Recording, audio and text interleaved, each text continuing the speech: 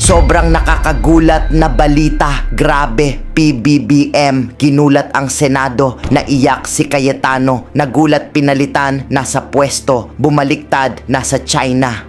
Ayon sa nakalap nating impormasyon, binigay daw lahat ni BBM sa Amerikano, bigyan din daw dapat natin ang China. Nagalit maka-Amerika, pinalit sa kanyang si Manalo, palibhasa, dati siya ang DFA maka-China. Grabe si PBBM, ginulat ang Senado, naiyak si Cayetano, nagulat pinalitan, nasa pwesto, bumaliktad, nasa China. Tara panoorin natin. In that sense, Mr. President, may I urge the Secretary, I'm quite disappointed. I'm very thankful for Secretary Manalo. I'm happy that he was given a full chance to be the SFA. I think he did a terrific job. However, halos ibigay na natin lahat sa Amerika. Lahat na lang ng hiningi nila sa Pilipinas. Itong huling 2 kalahating taon binigay natin. Tapos may green card na. Dekada-dekada na nasa Amerika, i-deport nila. Yung ibang citizens na, nahaharas pa. Yung iba ng mga estudyante ng mga Pilipino hindi makauwi ngayon. Dahil baka daw pag umuwi sila on student visa, tanggalin na yung visa nila. Eh bakit pa tayo nakikipag-alliance ng husto? At wala akong naririnig. Wala akong naririnig kay Ambassador Romualdez. Wala akong narinig sa DFA. May narinig ako sa Senate President na nagsabing, ano ba kayo, dideport nyo rin yung Pilipino? Di nyo pa ibabalik sa Pilipinas? Sa Libya nyo pa dadalhin? Okay lang sa Pilipino yun, maraming Pilipino sa Libya. Pero ganun ba ang turing sa isang kakampi? I'll not elaborate on that. We have the session for that. Second point lang, Mr. President. The second thing that I was taught is like politics. Like politics naman po, like politics. There are no permanent friends, but there are permanent interests. And the reality is the West, America, may mga permanent interests tayo. Pero China is also our neighbor. So may mga interest din tayo. And the last point I want to make is that relationships matters. Our dear Secretary, incoming Secretary, has a lot of relationships. Aasa po kami sa iyo na yung mga difficult na inabigate ngayon ng Coast Guard, ng AFP, ay nandyan ang DFA para umalalay. Thank you for this time, Mr. President. Noted and entered into the records. Mr. Chairman, may we reiterate the earlier motion of the committee chairperson, Senator Jinggoy Ejercito Estrada, that the Commission gives its consent to the nomination of Ms. Maria Teresa Pareño Lazaro as Secretary, Department of Foreign Affairs. I so move, Mr. Chair. There is a motion duly seconded for the Commission. Kindly rise, Madam Secretary. There is a motion duly seconded for the Commission to give its consent to the nomination of Ms. Maria Teresa Pareño Lazaro as Secretary, Department of Foreign Affairs. Is there any objection? Hearing none, the Commission hereby gives its consent to the nomination of Ms. Maria Teresa Pareño Lazaro as Secretary, Department of Foreign Affairs. Congratulations, Madam Secretary. Chair now recognizes once again Senator Jinggoy Estrada to continue. Thank you, with these nomination speeches. Thank you, Mr. President. Now it is also with great honor to sponsor the confirmation and of the nominations and ad interim appointments of several distinguished officials from the Department of Foreign Affairs. These individuals have demonstrated exemplary professionalism, unwavering patriotism, and an unrelenting commitment to elevating the standing of the Republic of the Philippines on the global stage. Their diverse experiences span continents and cover an expansive spectrum of diplomatic, economic, and cultural engagement. These nominees embody the excellence and integrity that the Philippine Foreign Service is known for, and allow me to present their outstanding credentials and contributions. Number 1, Arvin Reyes de Leon, Chief of Mission Class 1, as Ambassador Extraordinary and Plenipotentiary to the United Mexican States, with concurrent jurisdiction over Belize, Republic of Costa Rica, Republic of Cuba, Republic of El Salvador, Republic of Guatemala, Republic of Honduras, Republic of Nicaragua, Republic of Panama, and the Dominican Republic. Ambassador Arvin de Leon is a visionary public diplomat and leading architect of the Philippine soft power strategy. As Assistant Secretary for Public Diplomacy at the Department of Foreign Affairs, he has advanced the country's international profile through culture, education, and people-centered engagement. His leadership in launching the Public Diplomacy Caravan has brought foreign policy closer to local communities, empowering citizens to connect with diplomacy. A steadfast advocate for overseas Filipinos, he has promoted modern consular services and cultural initiatives. Just some of our colleagues wish to submit their seconding speeches in writing to be incorporated in the journal of today's session on the part of the secretary. And on that note, Mr. President, I move that it be part of the journal of today's session. So move, Mr. President. Any objection? Hearing none, so included and made part of the records. Mr. President, before I reiterate, sorry, Mr. President, the earlier motion made by the committee chairperson, the former Senate President, Senator Mig Zubiri, is seeking the floor. What is the pleasure of the Honorable Zubiri? Thank you, Mr. Chairman, Mr. President. Just 10 seconds of your time, Mr. President. When I was, You may proceed. Thank you Your very Honor. much, Your Honor.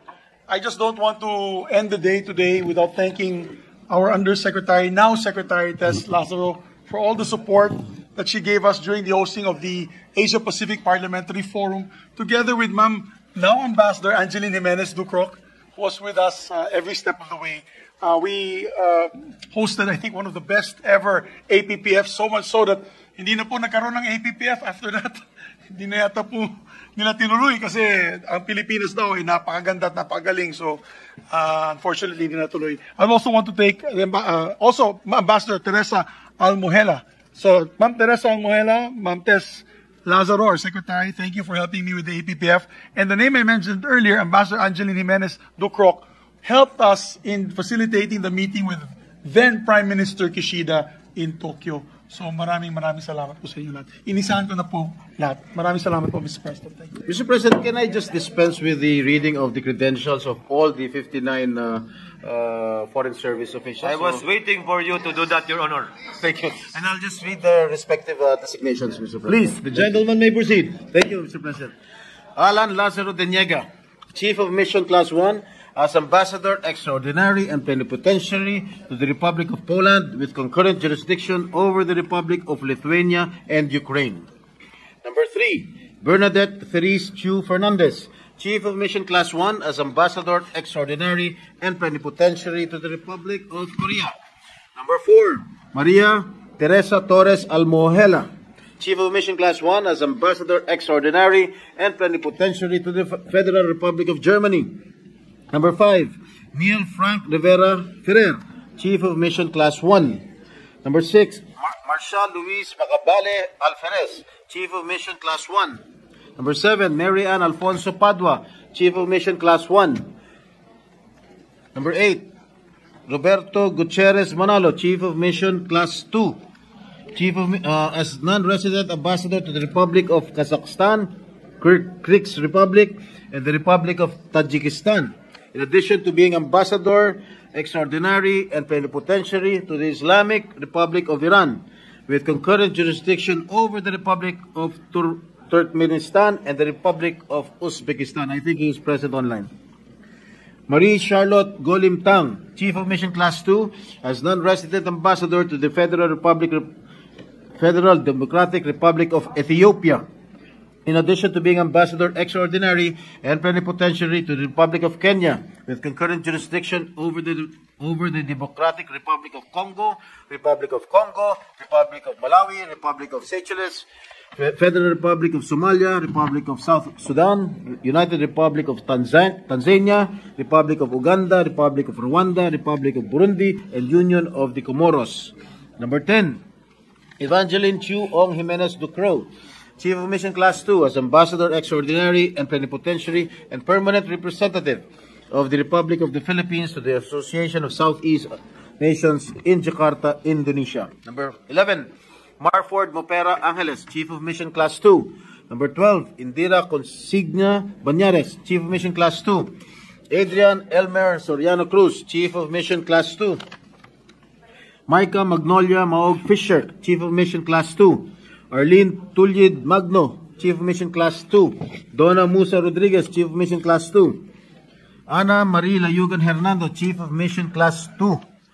Bolivar Laudet Bao, Gilbert Lieva Sagara, Ferdinand Pantas Flores, Jose Luzanta Garcia III, all for career ministers. Jose Carlo Grimaldo Morales, Foreign Service Officer Class 1. Regina Angeli Prado Ambrosio Carlos, Foreign Service Officer Class 2. Regeta Marie Alindogan Antonio Escutin, Foreign Service Officer Class 2. Joanna V. Demirin Arbado, Foreign Service Officer Class 2. Adrian Audrey Lorenzo Bacay, Foreign Service Officer Class 2. Dan Erwin Cruz Bagaporo, Foreign Service Officer Class 2. Christian Louis Amisola Belleza, Foreign Service Officer Class 2. John April Marie Paz Bruno, Foreign Service Officer Class 2. Monica Remsi Serante Calangian, Foreign Service Officer Class 2. Renee Gail Miralles Chua, Foreign Service Officer Class 2. Frances Luisa Carrion Cleofas, Foreign Service Officer Class 2. Mark Anthony Prado Dizon, Foreign Service Officer Class 2. Crystal Ann Saking Dunuan, Foreign Service Officer Class 2. Leslie Cedillo Escosura Bustamante, Foreign Service Officer Class 2. Maria May Ilactao Fabros, Foreign Service Officer Class 2. Cara Denise Calansingin Fraico, Foreign Service Officer Class 2. Alea Marie Balyados Gica, Foreign Service Officer Class 2. Sandra Therese Christine Condis Giang, Foreign Service Officer Class 2. Joy Ann Barcelonia Lai, Foreign Service Officer Class 2. Diane Shane de la Fuente Lipana, Foreign Service Officer Class 2. Emilio Ong Lopwe Jr., Foreign Service Officer Class 2. Eloisa Katrina Villanueva Madamba, Foreign Service Officer Class 2. Fatima Mejillo Castillo Mueller, Foreign Service Officer Class 2.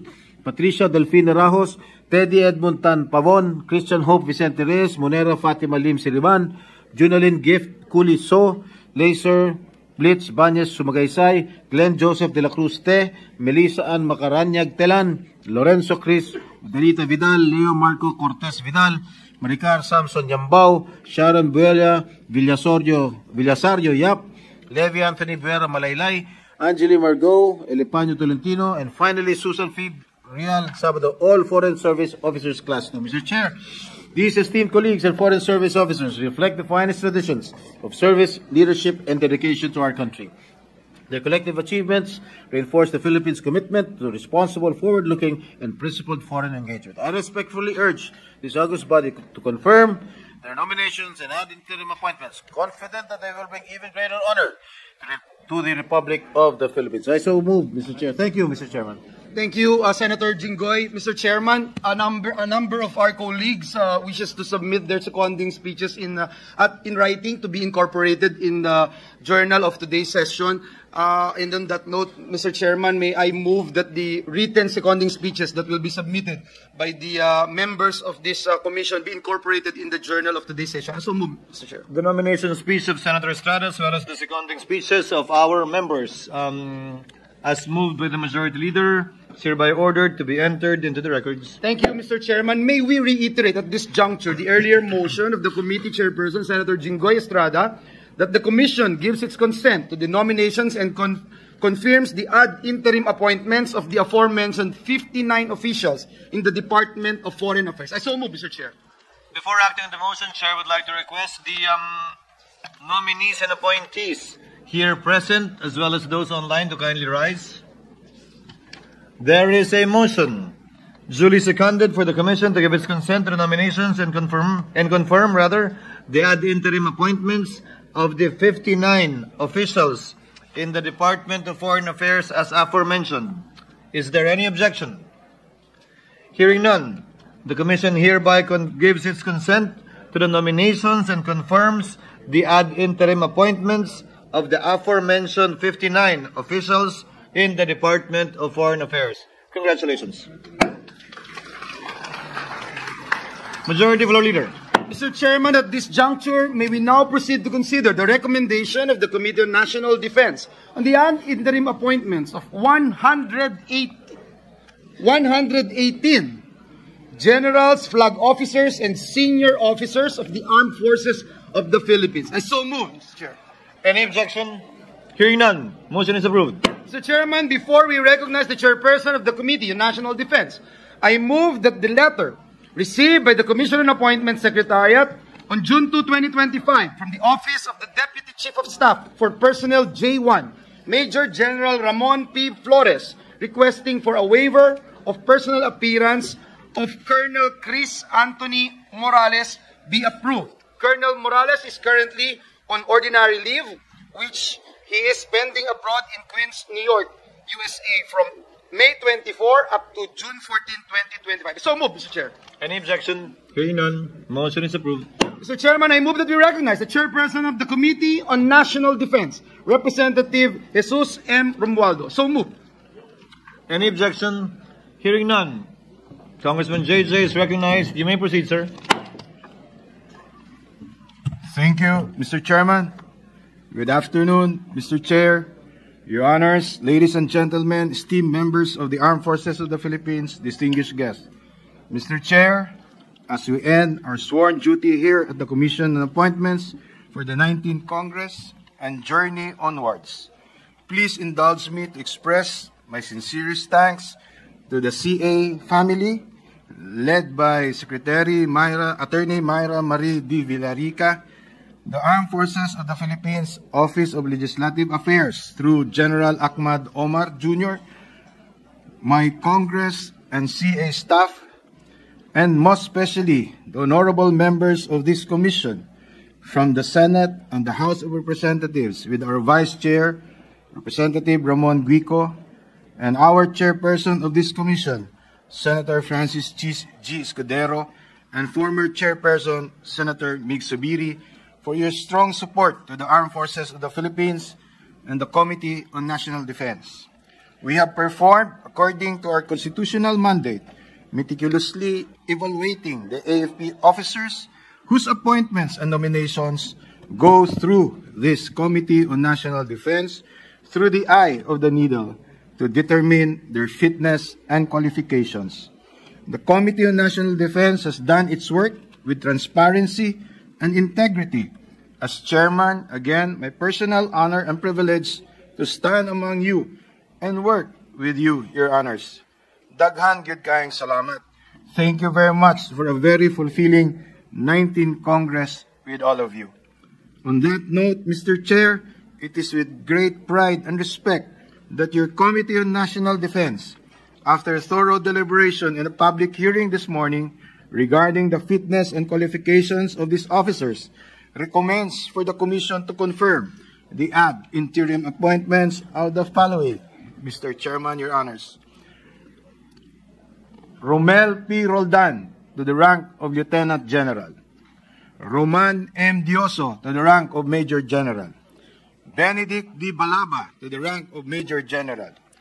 Elmer B. Soderio to the rank of Major General. Donald M. Gumiran to the rank of Major General. John G. Hugilon to the rank of Major General. Ramon P. Flores to the rank of Major General.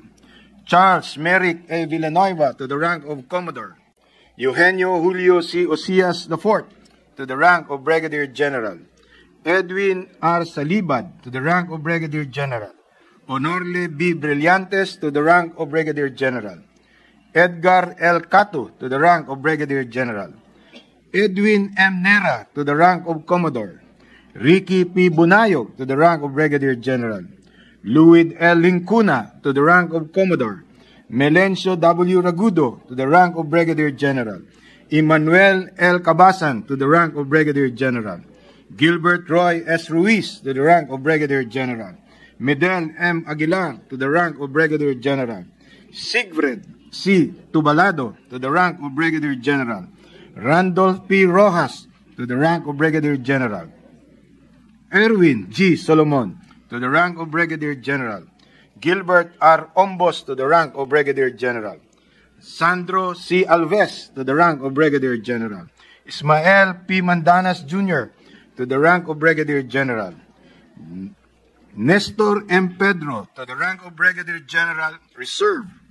Guillermo T. Mabute Jr. to the rank of Colonel, Philippine Army. Chris Anthony B. Morales to the rank of Colonel, Philippine Army, with a waiver of personal appearance, Mr. Chair, Your Honors. Charlotte Jennifer D. Valdez to the rank of Colonel, Philippine Army. Alan T. Tria to the rank of Colonel, Philippine Army. Gloven B. Lay to the rank of Colonel, Philippine Army. Marlon T. Salvador to the rank of Colonel, Philippine Army. Jerome V. Cabigon to the rank of Colonel, Philippine Army. Noli L. Bagitan Jr. to the rank of Colonel, Philippine Army. Benedict Harvey L. Hernale to the rank of Colonel, Philippine Army. Alejandro D. Malaran to the rank of Colonel, Philippine Army. Emmanuel R. Bugayong to the rank of Colonel, Philippine Army. Emmanuel R. Garcia to the rank of Colonel, Philippine Army. Anthony G. Tan to the rank of Colonel, Philippine Army. Gladius C. Kalilan to the rank of Colonel, Philippine Army. Emmanuel L. Dayasin Jr. to the rank of Colonel, Philippine Army. Nolasco B. Cuderos Jr. to the rank of Colonel, Philippine Army. Jolifer S. Golosinda to the rank of Colonel, Philippine Army. Orlando C. Ramos Jr. to the rank of Colonel, Philippine Army. Joviglin S. Iskandor to the rank of Colonel, Philippine Army. Dennis G. Guillermo to the rank of Colonel, Philippine Army. Ernesto R. De La Rosa Jr. to the rank of Colonel, Philippine Army. J.J. T. Javines to the rank of Colonel, Philippine Army. Fernando C. Incot to the rank of Colonel, Philippine Army. Nelson B. Mico to the rank of Colonel, Philippine Army. Oliver C. Logan to the rank of Colonel, Philippine Army. Paulo F. Bailon to the rank of Colonel, Philippine Army. Romel M. Calero to the rank of Colonel, Philippine Army. Jericho Roman P. Sasing, rank of Colonel, Philippine Army. Jacqueline T. Hamamoto to the rank of Colonel, Philippine Army. Michael P. Colanta to the rank of Colonel, Philippine Army. Michael N. Asuncion to the rank of Colonel, Philippine Army. Peter S. Garciniego Jr. to the rank of Colonel, Philippine Army. Enrique G. Rafael to the rank of Colonel, Philippine Army. Rudyard E. Garcia to the rank of Colonel, Philippine Army. Jaime T. Ferrer to the rank of Colonel, Philippine Army. William O. Romero to the rank of Colonel, Philippine Army.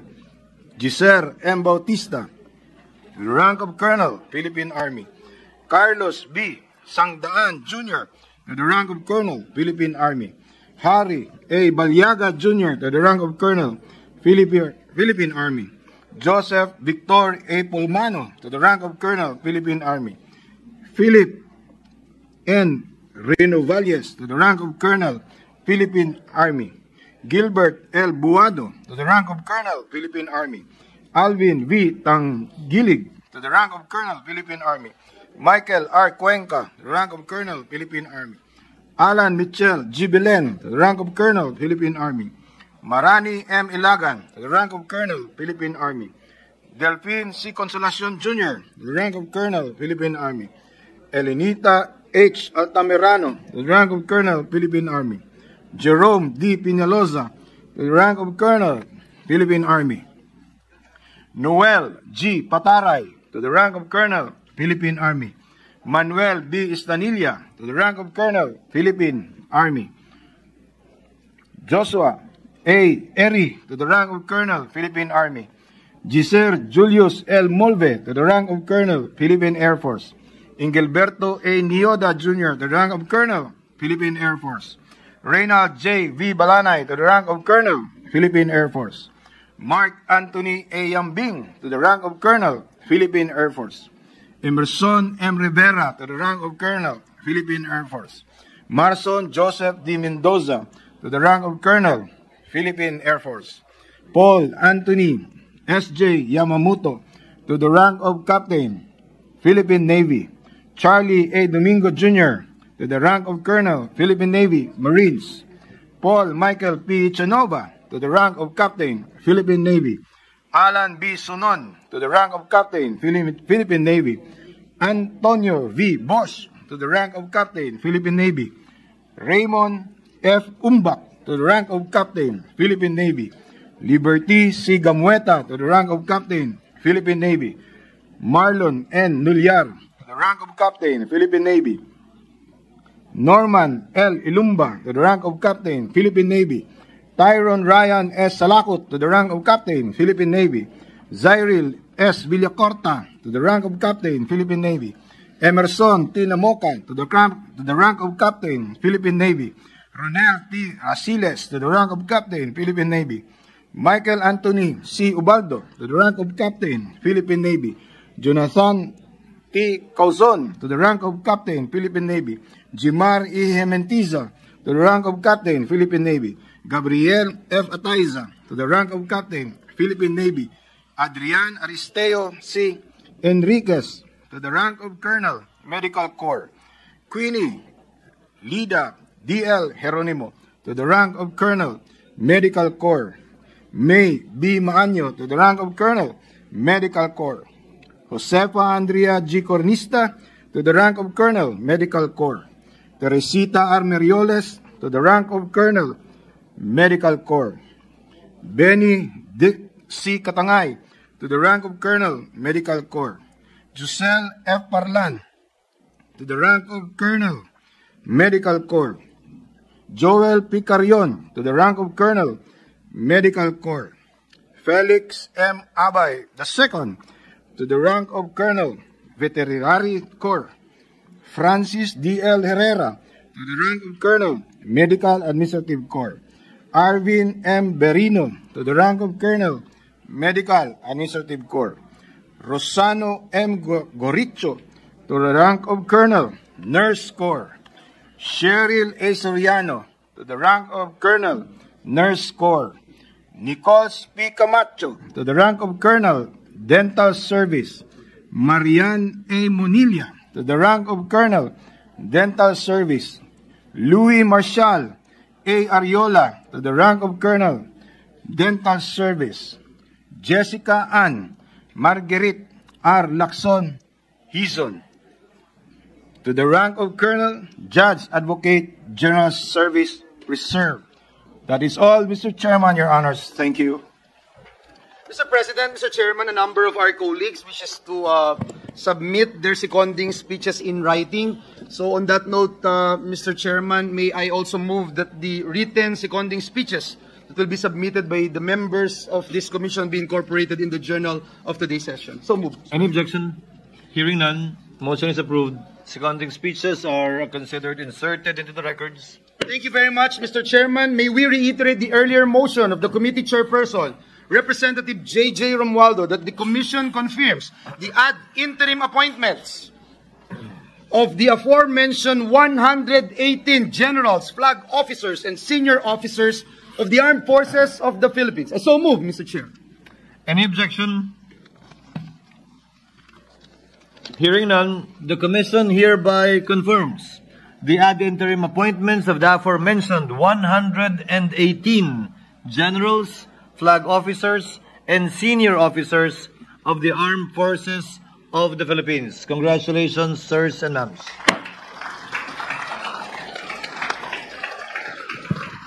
Majority Floor Leader. Mr. Chairman, noting that this is the sine die adjournment of the sessions of the Commission on Appointments in the third regular session of the 19th Congress, I move that the body consider it as approved the journals of the sessions held today, June 11, 2025, and yesterday, June 10, 2025, subject to refinement and style. I so move, Mr. Chair. Any objection? Hearing none, the aforementioned journals are considered approved. Mr. Chairman, before my last motion for today, may we take this opportunity to thank the men and women of the Commission on Appointments headed by Secretary Myra Villarica. We sincerely thank all of you and appreciate your service to our country and people. Maraming salamat po. Mr. Chairman, there being no other matters to discuss, I move to adjourn the session sine die. So moved. Before acting on the motion of the Majority Floor Leader, Chair would like to also thank the entire Commission on Appointments family for their dedication and hard work this past 19th Congress. The Chair would also like to thank the members of the Commission on Appointments, both from the House and from the Senate, for a job well done. In the past and last 2 weeks, we approved over 308 nominations and appointments coming from the executive. Tinamaan po kasi ng election ban yung mga appointments, kaya po nabinbin. Paumanhin din sa ating mga opisyal na inabot ng ganito katagal bago po namin na-actionan ang inyong mga paghirang at nominasyon. Subalit, ginawa po naman namin ang lahat na aming makakaya para matapos ito bago tuluyang magwakas ang ika-11 na Kongreso. Bago po namin tuluyang tapusin ito, maaari po ba namin hilingin pagkatapos mag-adjourn na yung mga nakumpirmang mga kalihim, gayon din mga opisyal ng DFA at mga opisyal ng Armed Forces of the Philippines ay samahan po kami dito sa harapan by batch upang magkaroon po tayo ng munting retrato kaugnay ng okasyon na ito. There is a motion to adjourn the session sine die. Is there any objection? Hearing none, the motion is approved. Session is hereby adjourned. Ngayon ikaw, bilang Pilipino, ano ang masasabi mo at reaksyon sa balitang ito? Mag-iwan ka ng komento sa ibaba at atin pong babasahin isa-isa.